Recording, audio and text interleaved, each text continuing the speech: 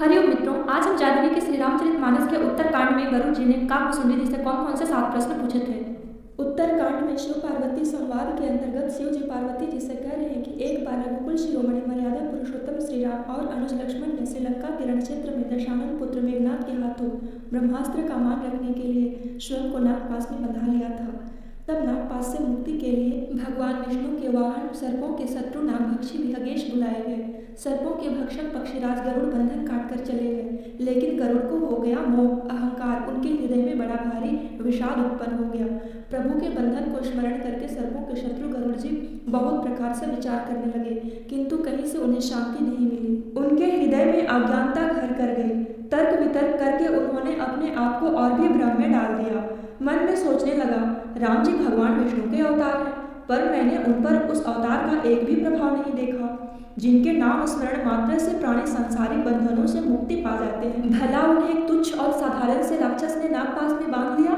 नहीं, ये भगवान नहीं हो सकते, और यदि हैं भी तो इनको मेरे जैसे वाहन की आवश्यकता क्यों पड़ी? अब उनसे रहा नहीं गया। व्याकुल होकर वे तुरंत उड़कर चले गए नारद के पास, और मन में जो भी संदेह और मोह था वह उसने कहा। सुनकर नारद जी को अत्यंत दया आ गई। उन्होंने गरुड़ जी को बड़े ही प्रेम से कहा, हे गरुड़देव, प्रभु श्री राम की माया अत्यंत बलवती है, उनकी माया से मैं भी बच नहीं पाया हूँ।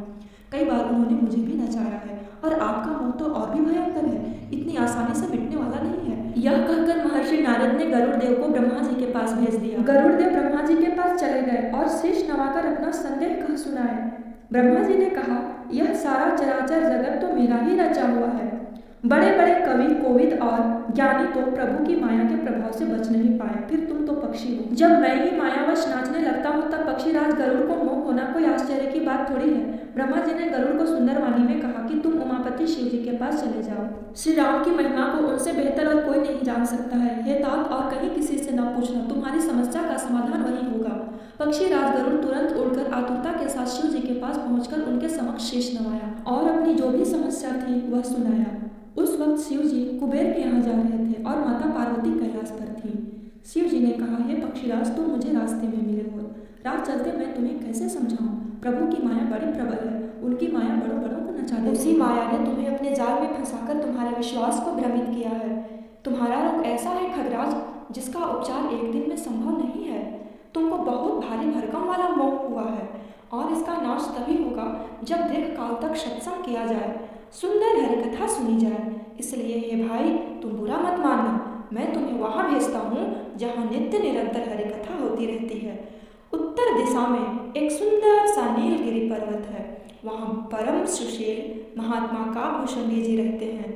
वे राम कथा कहने में प्रवीण और परम ज्ञानी हैं, बहुत काल के अनुभवी हैं। वे वहाँ नित्य निरंतर हरिकथा कहते रहते हैं, जहाँ बड़े बड़े देवता, सिद्ध, ऋषि मुनि, किन्नर, गंधर्व आदि और भांति भांति के श्रेष्ठ पक्षी आकर आदर सहित उस हरिकथा का रसपान करते हैं। तुम जाकर हरि के गुण समूहों को सुनो। परम पवित्र हरिकथा सुनते ही तुम्हारा सारा संदेह, दुख, विषाद और मोह माया दूर हो जाएगा, और तुम्हें प्रभु श्री राम के चरणों में अत्यंत प्रेम होगा। क्योंकि मोह एक ऐसा रोग है खगराज कि संतों के साथ सत्संग करके और हरिकथा का रसपान और गुणगान करने से ही उसका नाश होता है। बिनु सत्संग विवेक न होई, राम कृपा बिनु सुलभ न सोई। शिव जी के वचनों को सुनकर गरुड़ जी उत्तर दिशा में स्थित नीलगिरि पर्वत पर चले गए। काकभुशुंडी गरुड़ संवाद प्रारंभ करें इससे पूर्व शिव पार्वती संवाद के बीच में पार्वती जी ने भी शिव जी से कई प्रश्न पूछे थे, क्योंकि मोह पार्वती जी को भी हुआ था।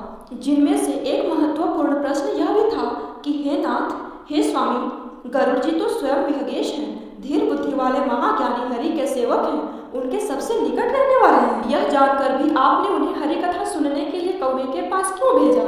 इतना ही नहीं, हरिकथा के अधिकारी वक्ता तो आप भी हैं।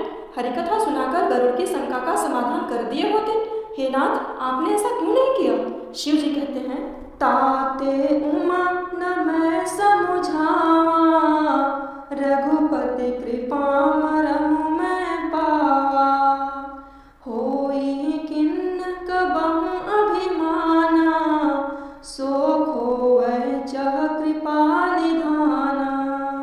कछु ते पुण्य मैं नहीं राखा, क्यों समुझई खग खगही कै भाखा।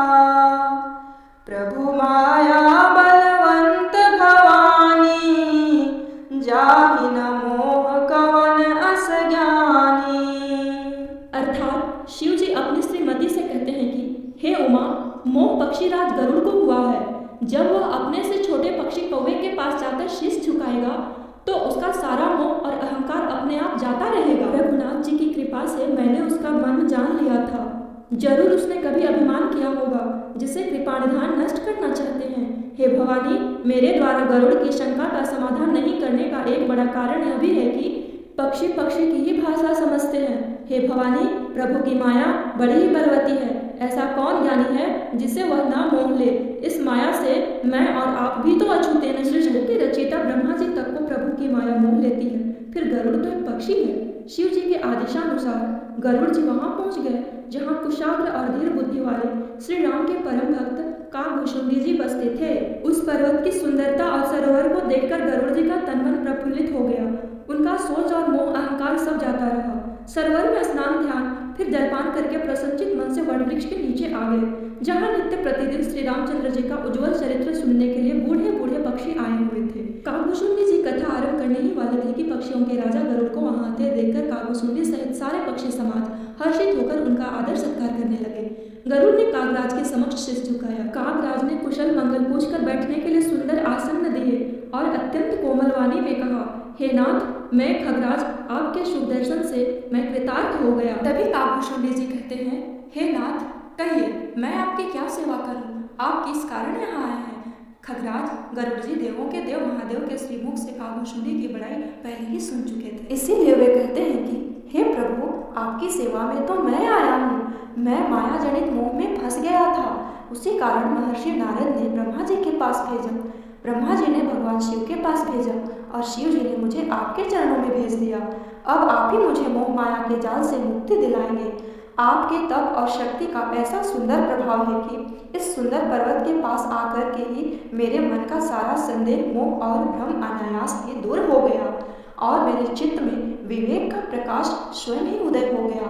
और यह सब आप जैसे परम भक्त के पुण्य और प्रताप का ही सुफल है। मैं यहाँ हरि भक्ति की मंदाकिनी में नहाने आया हूँ प्रभु, इसीलिए आप मुझे कुछ काल तक अपने श्री चरणों में जगह दीजिए, जिससे कि मैं हरिकथा मंदाकिनी में नित्य निरंतर स्नान करके अपने तन मन और जीवन को पवित्र कर सकूं। गरुड़ जी की विनम्र, सरल, सुंदर, प्रेम युक्त, सुप्रद और अत्यंत पवित्र वाणी सुनते ही काकभुशुंडी जी के मन में परम उत्साह हुआ और बिना विलंब किए वे श्री रघुनाथ जी के गुणों की कथा कहने लगे।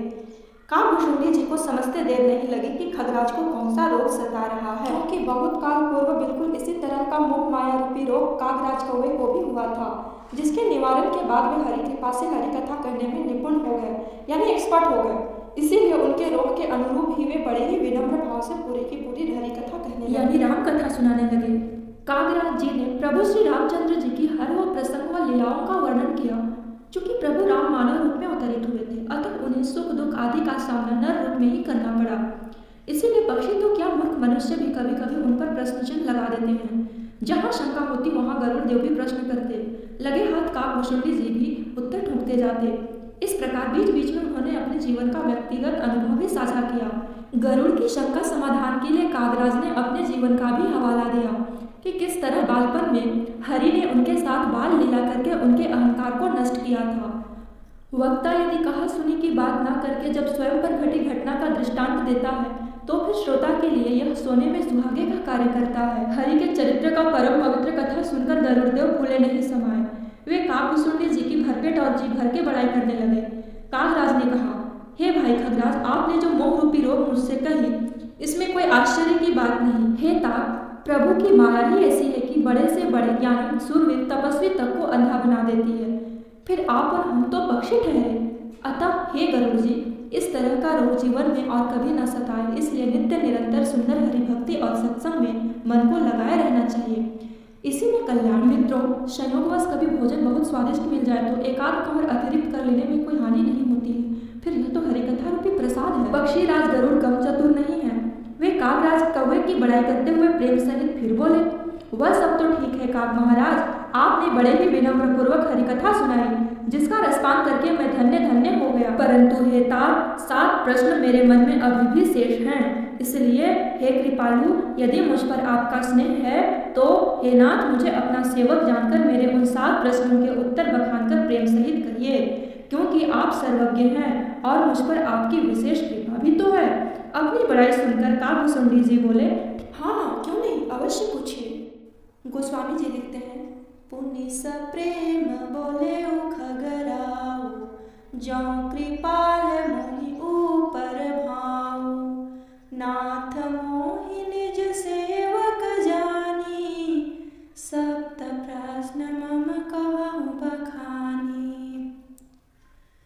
प्रथम ही कहु नाथ मति धीरा, सबते दुर्लभ कवन शरीरा। गरुड़ जी कहते हैं, हे नाथ, यदि मुझ पर आपका स्नेह है तो मुझे अपना निज सेवक जानकर मेरे 7 प्रश्नों के उत्तर आदर सहित बखान कर कहिए। हे तात, हे धीर बुद्धि वाले, सबसे पहले तो आप मुझे यह बताइए कि इस संसार में सबसे दुर्लभ शरीर कौन सा है। उसी प्रकार वे कहते हैं कि बड़ दुख कवन कवन सुख भारी, सौ संक्षेप ही कहूँ विचारी।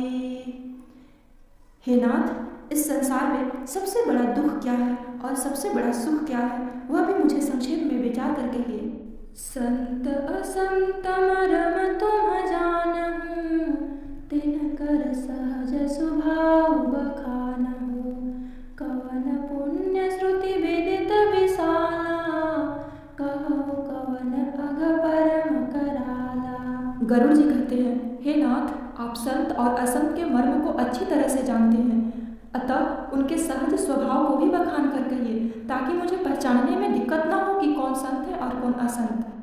अगला प्रश्न, कवन पुण्य श्रुति विदित विशाला, कहु कवन अघ परम कराला। हे नाथ, यह भी बताइए कि श्रुति यानी वेदों के अनुसार सबसे बड़ा पुण्य क्या है और सबसे बड़ा पाप कौन सा है। मित्रों, गरुड़ जी का 7वां और सबसे महत्वपूर्ण प्रश्न सुनिए। मानस रोग कहूँ समझाई, तुम सर्वज्ञ कृपा अधिकाई। गरुड़ जी काकभूषुंडी जी से कहते हैं, हे नाथ, मानस रोग यानी मानसिक रोग भी समझा कर कहिए, क्योंकि आप सर्वज्ञ हैं और आपकी कृपा भी तो मुझ पर बहुत है ना। तब काकभूषुंडी जी कहते हैं, तात सुनहु सादर अति प्रीति, मैं संक्षेप कहूँ यह नीति। मित्रों, मुझे तो यह प्रसंग बहुत ही अच्छा लगता है। कभी फुर्सत मिले तो आप भी मानस उठाइए और प्रेम सहित आदरपूर्वक इस प्रसंग का आनंद उठाइए। संक्षेप में गरुड़ जी के प्रश्न इस प्रकार हैं। पहला, सबसे दुर्लभ शरीर कौन सा है। दूसरा, सबसे भयंकर दुख क्या है। तीसरा, सबसे बड़ा सुख क्या है। चौथा, संत और असंत में भेद क्या है। पांचवा, वेदों के अनुसार सबसे बड़ा पुण्य क्या है। छठा, वेदों के अनुसार सबसे भयंकर पाप क्या है। सातवां, मानसिक रोग कौन कौन से हैं। मित्रों, यदि किसी चिकित्सक को संयोगवश वैसे ही रोगी मिल जाए जिस रोग का शिकार चिकित्सक स्वयं कभी हो चुका हो, तो उस चिकित्सक से बेहतर उस रोगी का इलाज शायद ही कोई कर सकता है। ध्यानपूर्वक 7 प्रश्नों को सुनने के बाद काकभूषुंडी जी ने कहा, हे तात, अब अपने 7 प्रश्नों का उत्तर बड़े आदरपूर्वक सुनिए। मैं यह नीति संक्षेप में ही कहता हूँ, पर आपको समझ में अवश्य आ जाएगा। यह कहकर लगे हाथ धीर बुद्धि वाले काकभूषुंडी जी उत्तर देते गए, जो इस प्रकार से हैं। गरुड़ जी का पहला प्रश्न, प्रथम ही कहूँ नाथ मति धीरा, सबते दुर्लभ कवन शरीरा। मित्रों, काकभूषुंडी जी का उत्तर सुनिए। नरतन समन ही कौनिव देही, जीव चराचर जाचत तेही, नरक स्वर्ग अपवर्ग निसेनी, ज्ञान विराग भगति शुभ देनी। अर्थात काकभूषुंडी जी गरुड़ देव से कहते हैं कि हे तात, मनुष्य शरीर के समान दूसरा और कोई शरीर नहीं है, जिसकी याचना चर अचर हर जीव करते हैं। बड़े ही सौभाग्य से मनुष्य शरीर प्राप्त होता है। मनुष्य शरीर देवताओं के लिए भी दुर्लभ होता है। यह नरक और मोक्ष की सीढ़ी है। यह कल्याणकारी ज्ञान, वैराग्य और भक्ति प्रदायक है। इसीलिए हे खगराज, इस संसार में नर तन अत्यंत महत्वपूर्ण है, जिसके समान और कोई तन नहीं है। परंतु दुर्भाग्यवश इस तन को प्राप्त करके भी लोग श्री हरि को नहीं भजते और नीच से भी नीच विषयों में अनुरक्त रहते हैं। बाबा तुलसी लिखते हैं कि बड़े भाग मानुष तन पावा, सुर दुर्लभ सब ग्रंथ निगावा, साधन धाम मोक्ष कर द्वारा, पाई न जेहि परलोक संवारा। गरुड़ प्रश्न। बड़ दुख कवन कवन सुख भारी, सौ संक्षेप ही कहु विचारी। उत्तर। नहीं दरिद्र सम दुख जग माही, संत मिलन सम सुख जग नाही। अर्थात कामभूषण जी कहते हैं, हे खगराज, इस जगत में दरिद्रता के समान दूसरा और कोई दुख नहीं है, जबकि संत मिलन के समान जगत में कोई और सुख नहीं है। जिसने दरिद्रता देखी है उसे मालूम होता है कि दरिद्रता क्या चीज है, और जिनकी संगति संतों और ज्ञानियों के संग होती है उन्हें मालूम होता है कि सुख क्या होता है। अगला प्रश्न गरुड़ जी का। संत संत मरम तुम जानहु, तिनकर सहज स्वभाव बखानहु। उत्तर। पर उपकार वचन मन काया, संत सहज स्वभाव खगराया। संत सहाय दुख पर हित लागी, पर दुख है तो संत अभागी। आगे ध्यान से सुननेगा मित्रों, कामभूषण जी संत और असंत के बीच अंतर बता रहे हैं। भुरज तरु सम संत कृपाला, परहित नित सह विपति विशाला। सनैव खल पर बंधन करई, खाल कढ़ाई विपति सही मरई। खल बिनु स्वार्थ पर अपकारे, अहि मूषक इव सुन उर्गारे। संत उदय संतत सुखकारी, विश्व सुखद जीवेन्दु तमारे। परम धर्म श्रुति विदित अहिंसा, पर निंदा सम अघन गरेसा। अर्थात हे पक्षीराज, तन मन और वचन से परोपकार करना ही संतों का सहज स्वभाव है। संत दूसरों के हित के लिए भयंकर से भयंकर दुख भी सह लेते हैं। संत कृपालु होते हैं, वे भोज वृक्ष के समान दूसरों के हित के लिए भारी विपत्ति सहते हैं, अपनी खाल तक उधड़वा लेते हैं। संतों का उदय सूर्य और चंद्रमा की भांति विश्व भर के लिए सदा सुखदायक होता है। इसीलिए तो कहा जाता है कि जब वसंत आता है तो प्रकृति संवर जाती है, और जब संत आते हैं तो संस्कृति संवर जाती है।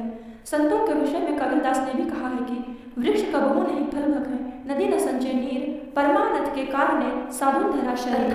जिस प्रकार वृक्ष अपना फल कभी नहीं खाते, नदियाँ अपना जल कभी नहीं पीती, उसी प्रकार साधु अपने लिए नहीं बल्कि दूसरों की भलाई के लिए शरीर धारण करते हैं। तो वहीं दूसरी ओर हे उर्गारी, अभागे असंतों का जन्म दूसरों को दुख पहुंचाने के लिए होता है।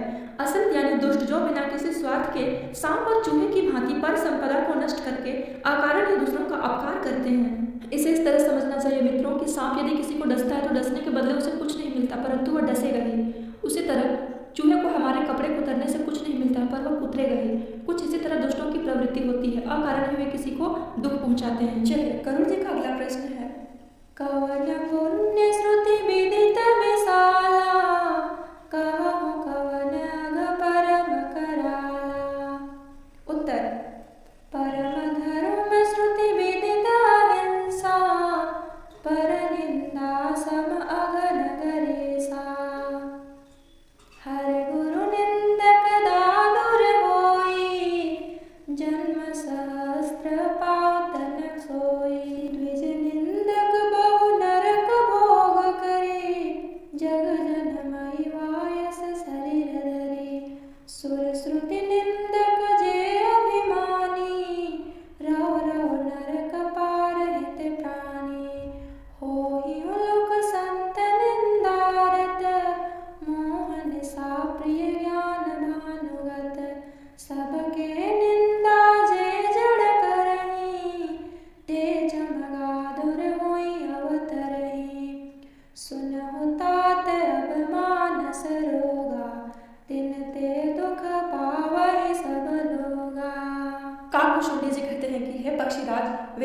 अहिंसा को परम धर्म यानी सबसे बड़ा पुण्य माना गया है, जबकि पर निंदा के समान दूसरा और कोई पाप नहीं है।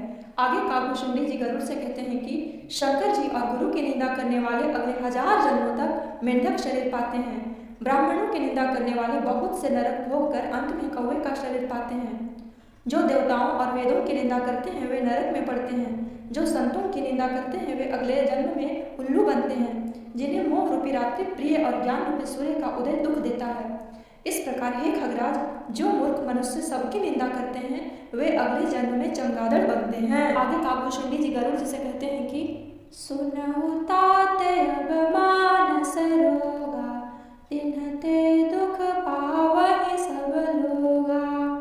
हे तात, अब मानस रोग सुनिए, जिनके चपेट में आने से सब लोग दुख सहते हैं। सब रोगों का मुख्य जड़ मोह यानी अज्ञानता है, जिनसे अनेकानेक रोग उत्पन्न होते हैं, जैसे काम, लोभ और क्रोध इत्यादि। जहाँ काम वात है, लोभ अपार बढ़ा हुआ कफ है और क्रोध पित्त है जो सदा छाती को जलाता रहता है। गलती से कहीं ये वात, पित्त और कफ तीनों मित्रता कर ले तो फिर हे खगराज कहिए मत, भयंकर सन्निपात उत्पन्न करते हैं। हाँ मित्रों, यह गरुड़ जी का 7वां और सबसे महत्वपूर्ण प्रश्न का उत्तर है, इसे ध्यानपूर्वक सुनिएगा। काकभूषुंडी जी कह रहे हैं, ममता दादु कंडु ईर्षाई, हर्ष विषाद गरह बहुताई, पर सुख देखि जरनि सोई छई, कुष्ठ दुष्टता मन कुटिलाई, अहंकार अति दुखद डमरुआ, दंभ कपट मद मान नेहरुआ, तृष्णा उदर विद्या अति भारी, त्रिविध इष्णा तरुण तिजारी। अर्थात हे तात, ममता दाद है, ईर्ष्या कंडू यानी खुजली है, हर्ष और विषाद गले के रोग हैं, दूसरों के सुख को देखकर जो जलन होती है ना वह क्षय रोग है, जबकि दुष्टता और मन की कुटिलता कुष्ठ रोग है, अहंकार अत्यंत दुख देने वाला डमरू अर्थात गांठ का रोग है, दंभ कपट मद मान नेहरुआ आदि नस संबंधी रोग हैं, तृष्णा मन की प्यास यानी इच्छा जो कभी नहीं मिटने वाला उदर यानी पेट संबंधित भयंकर रोग है। हे पक्षीराज गरुड़, 3 प्रकार की इच्छाएं अत्यंत प्रबल होती हैं, पुत्र, धन और मान की इच्छा, जो हर तीसरे दिन में आने वाला एक नया और भयंकर ज्वर है। जुग विधि ज्वर मत सर अविवेका, कहाँ लागी कहाँ कुरोगने का। काकभूषुंडी जी कहते हैं, हे पक्षीराज गरुड़ जी, ऊपर वर्णित रोगों की भांति मत्सर यानी ईर्ष्या, द्वेष और अविवेक भी 2 प्रकार के भयंकर ज्वर हैं। इस प्रकार न जाने कितने ही अनेकों कुरोग हैं, जिन्हें मैं कहाँ तक कहूँ। एक ही रोग के चपेट में आने से तो मनुष्य मर जाता है, फिर ये तो निरंतर कष्ट देने वाले बड़े ही भयंकर असाध्य रोग हैं। ध्यान से सुनिएगा मित्रों, काकभूषुंडी जी इन सब रोगों से बचने के लिए बहुत ही सरल उपाय बता रहे हैं। इन सब रोगों के निवारण के लिए नियम, धर्म, आचार, जप, तप, ज्ञान, ध्यान, दान, यज्ञ, करोड़ों औषधियां हैं, परंतु हे गरुड़ जी, इनसे ये रोग नहीं भागते। इस संसार में समस्त जीव रोगी हैं, परंतु बिरले ही को पता होता है कि उसे अमुक रोग है, और संयोग से हरि कृपा हो जाए तो बड़े से भी बड़ा रोग आसानी से नष्ट हो जाता है। गरुड़ जी पूछते हैं, अच्छा तो वो कैसे मिटता है? काकभूषुंडी जी कहते हैं, राम कृपा नासहि सब रोगा, जौं ही भांति बनय संजोगा। अर्थात हे तात, बस राम नाम जपते रहना है।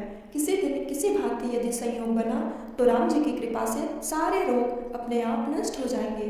इति श्री गोस्वामी तुलसीदास कृतं सप्त प्रश्नम संपूर्णम। धन्यवाद। सियावर